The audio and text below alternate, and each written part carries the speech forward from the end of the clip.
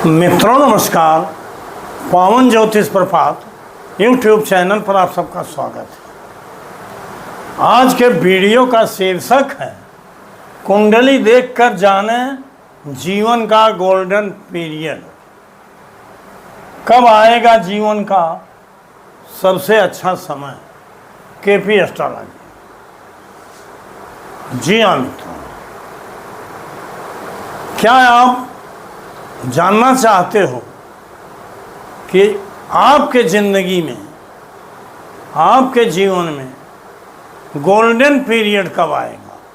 जीवन का सबसे अच्छा समय कब आएगा? क्या कुंडली देख करके पता करना चाहते हैं आप? क्या इस नियम से परिचित हैं आप? और क्या आप यह भी जानना चाहते हैं कि कुंडली का वह कौन सा भाव है जिससे जुड़ करके, जिससे जुति करके, जिसका संयोजन और समन्वय करके कोई भाव अपने आप गुणवान हो जाता है? क्या जीवन के गोल्डन पीरियड को जानने का सही सूत्र, नियम आप जानना चाहते हैं? केपी के द्वारा इसका सटीक नियम, सूत्र, फार्मूला क्या है? क्या आप जानना चाहते हैं? अगर जानना चाहते हैं तो आज इस वीडियो को अंत तक पूरा देखिएगा और साथ में मेरे चैनल को हाइप करिए, सब्सक्राइब करिए, लाइक करिए, शेयर करिए और प्यारा कमेंट भी दीजिए। आज मैंने किसी अपने अति प्रिय व्यक्ति का एक बर्थ डिटेल दिया है और ये प्रिय व्यक्ति मेरा यहाँ का नहीं है बल्कि मेरा कमेंटेटर है।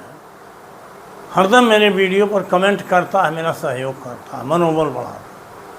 इस जातक का नाम है सुखेंदु विश्वास। इसका डेट ऑफ बर्थ है 10/12/1979। टाइम ऑफ बर्थ है 7:30-51 AM। प्लेस ऑफ बर्थ है कुछ पाड़ा, वेस्ट बंगाल। जी हाँ, हम तो यूपी के हैं लेकिन ये वेस्ट बंगाल का बहुत ही प्रिय मित्र है। इनका आग्रह था कि गुरुजी मेरे बर्थ डिटेल पर कोई वीडियो दीजिए, तो आज हम इनके बर्थ डिटेल को देख करके इनके जीवन के गोल्डन पीरियड को जानना चाहेंगे और गोल्डन पीरियड को किस सूत्र और नियम से जानें, इसके लिए हमने इनका वर्तमान में दशा दिया है और इनकी इस बर्थ डिटेल पर धनु लग्न की कुंडली बनी है। ये लग्न कुंडली है, ये कस्प कुंडली है। लग्न और कस्प कुंडली में राशियाँ तो ज्यों की त्यों हैं, ग्रहों का स्थान परिवर्तन इधर से उधर हुआ है। आपकी सुविधा के लिए मैंने केपी प्लैनेट्स सिग्निफिकेटर दिया है। आप ये भी जानते हो कि हाँ, हम सबसे अच्छे समय या गोल्डन पीरियड की बात कर रहे हैं तो इसमें केवल दशा, अंतर दशा और प्रत्यंतर की जरूरत। जिस ग्रह में सबसे अच्छे भाव होंगे वही ग्रह अपनी दशा, अंतर और प्रत्यंतर में अच्छा समय भी दे सकता है। अब सबसे अच्छे भाव में मैंने संकेत दिया है कि कुंडली का वो कौन सा भाव है जो किसी भी भाव के साथ मिल करके किसी भी ग्रह का सिग्निफिकेटर हो जाए तो अच्छा फल देगा। कुंडली का वह भाव है 11वां भाव, लाभ भाव, जिसको आय भाव, दी बेस्ट भाव है। चाहे 6-8-12 हो, चाहे 1-5-5-8-12 हो, 1-5-9 हो, जो भी भाव है, चाहे 4 हो, 3 हो, 2 हो, 1 से 12 तक के भावों के साथ अगर 11वां भाव आ गया है तो निश्चित रूप से उस भाव के माध्यम से या उस फल की वृद्धि करेगा और आपको अच्छा फल देगा। अब यहाँ गोल्डन पीरियड हम उसी को मान सकते, जबकि नौकरी लगना भी गोल्डन पीरियड है, संतान होना भी गोल्डन पीरियड है, व्यवसाय में प्रगति होना भी गोल्डन पीरियड है, और विवाह होना भी गोल्डन पीरियड है, या कोई भी शुभ काम जीवन में हो वो गोल्डन पीरियड है। लेकिन हेल्थ और वेल्थ जिस समय में अच्छा हो, सुदृढ़ हो, बढ़िया हो, वही गोल्डन पीरियड है। तो यहाँ सबसे बड़ी पहचान हमने बताया है कि ये केपी प्लैनेट्स सिग्निफिकेटर जो हैं, इनमें आप देखिए, पहले भी बता चुका हूँ कि केपी का नियम है कि नक्षत्र बल ही मेन हो। जिस ग्रह के नक्षत्र में अच्छे भाव आए हैं वही अच्छा फल देगा। बार बार हमने बताया है कि केपी 4 स्टेप थ्योरी से देखिए, एक तो ग्रह देखिए उसके नक्षत्र में कौन कौन भाव आए हैं, यही मेन रिजल्ट होता है। उसके ऊपर नक्षत्र के नक्षत्र में कौन कौन भाव आए हैं, दोनों का समन्वय और संयोजन ही अच्छे भावों का जन्म देता है। अब यहाँ हम देखेंगे कि 11वें भाव का नक्षत्र के माध्यम से किस ग्रह में है, संयोजन है, समन्वय है। यहाँ आप देखेंगे सूर्य स्वयं के द्वारा 12-9 है, लेकिन बुध में 11-7-10 है। अर्थात नक्षत्र के माध्यम से सूर्य में बुध है, बुध के नक्षत्र में सूर्य है और बुध में आया है 11-7-10। इसके उप नक्षत्र में भी आप देखेंगे 1-6-11 है। अर्थात सूर्य में नक्षत्र के द्वारा 11-7-10 आया है। इस नाते सूर्य का पीरियड जब भी जीवन में दशांतर और प्रत्यंतर के रूप में आएगा, ये अच्छा पीरियड होगा, गोल्डन टाइम। चंद्रमा का नक्षत्र केतु है जिसमें 2-2-3 है, इसके नक्षत्र में नहीं है। मंगल का नक्षत्र शुक्र है जिसमें 1-6-11 है, मंगल में है 1-6-11। 6-11 माने नौकरी धन, 1 माने हेल्थ, 11 माने वेल्थ। हेल्थ वेल्थ मंगल में है, इसके ऊपर नक्षत्र में भी 1-6-11 है। बुध में स्वयं में 11-7-10 है, इसका नक्षत्र शनि है जिसमें 9-2-3 है, इसके नक्षत्र में 11वां भाव नहीं है। अब गुरु में देखिए, गुरु में स्वयं में तो 8-1-4 है, लेकिन इसके नक्षत्र शुक्र में 1-6-11 है।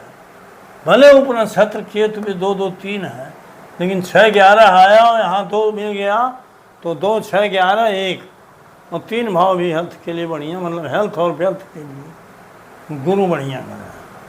शुक्र अपने ही नक्षत्र में है, शुक्र में यद्यपि 1-6-11 है, लेकिन गुरु के यह नक्षत्र में माना जाएगा और गुरु में 8-1-4 है, नक्षत्र के माध्यम से सही नहीं।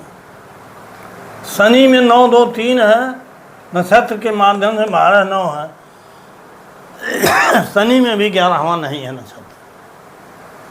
राहु में 8-9 है, केतु में 2-2-3 है, केतु में भी नहीं, राहु में भी नहीं है, केतु में भी नहीं।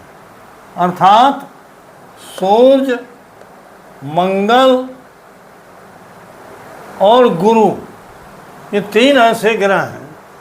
सूर्य, मंगल और गुरु, ये 3 ऐसे ग्रह हैं जिसमें नक्षत्र के माध्यम से 11वां भाव आया। गुरु में तो 1-6-11 भी आ गया, मंगल में भी 1-6-11 आ गया।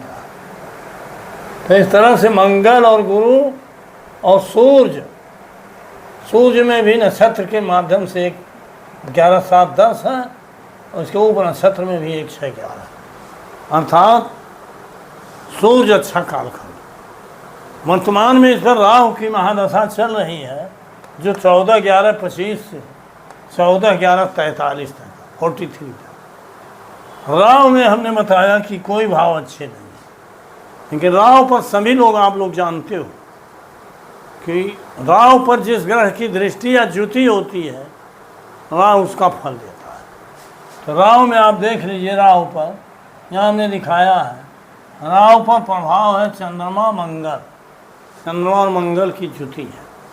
अर्थात मंगल का जो अच्छा प्रभाव है ये राहु में आ गया है, इस नाते राहु अच्छा फल दे रहा है, खराब नहीं दे रहा। राहु के बाद 2043 के बाद गुरु की दशा है, वो दशा राहु से बेहतर जाएगी। तीसरा और रहस्य बता रहा हूं कि कुंडली में ये भी देखिए कि अनटैलेंटेड ग्रह कौन कौन से, वो अनायास फल देते हैं, अधिक फल देते हैं। अनटैलेंटेड ग्रह हमने छांटा है, नियम भी बताया था कि जिस ग्रह के नक्षत्र में कोई अन्य ग्रह न हो वो अपने नक्षत्र में भले हो। तो ऐसे 3 ग्रह हैं इस कुंडली में, चंद्रमा, मंगल और गुरु। अर्थात चंद्रमा को हमने नक्षत्र के द्वारा कमज़ोर तो बताया था, लेकिन अनटैलेंटेड है। ये नाते इसकी दशा अंतर दशा जब आएगी तो ये सबल फल देगा, अच्छा फल देगा। मंगल को हमने बताया है, मंगल इसके साथ अनटैलेंटेड है। और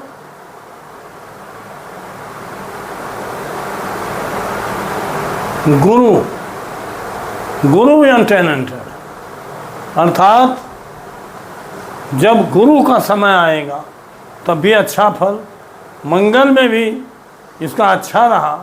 कोरोना काल के बाद 2021 में इसको बिजली विभाग में नौकरी मिली और तब से नौकरी कर रहा है और आज वर्तमान में खुशहाल है।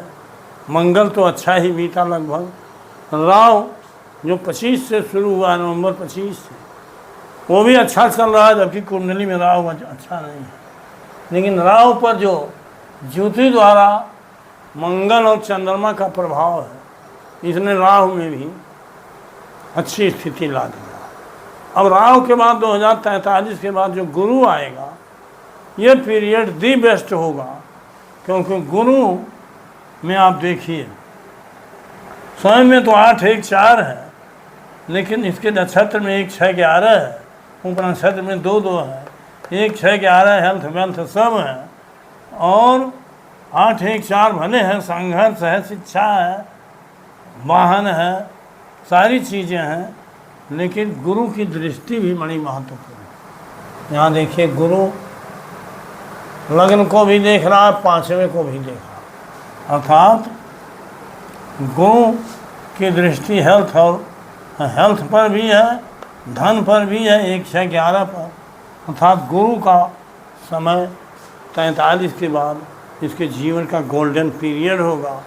सूर्य का पीरियड जब था तब भी गोल्डन पीरियड था, चंद्रमा का पीरियड जब था तब भी गोल्डन पीरियड था। मंगल का समय आया अनटैलेंटेड था ही, यह भी समय अच्छा था, लेकिन गुरु का समय इसका दी बेस्ट होगा। अभी राहु में राहु की अंतर्दशा चल रही है, जब गुरु की अंतर्दशा आएगी तो उस गुरु के अंतर्दशा में भी इसका फिर गोल्डन टाइम आ जाएगा। इस तरह से अपनी कुंडली देख करके अपने जीवन के गोल्डन टाइम को देखने के लिए इन्हीं नियमों और पॉइंट्स को अगर आप समझ गए तो उस गोल्डन समय को आप आज ही जान जाएंगे, पहचान जाएंगे, पता कर लेंगे और उसका सदुपयोग कर पाएंगे। मित्रों, वीडियो बहुत लंबा न हो, इस नाते आज का शीर्षक, आज का टॉपिक, आज का वीडियो ही समाप्त करता हूँ। पुनः मिलूँगा 4 दिन बाद एक नए टाइटल शीर्षक के साथ। बहुत बहुत धन्यवाद, हार्दिक शुभकामनाएं।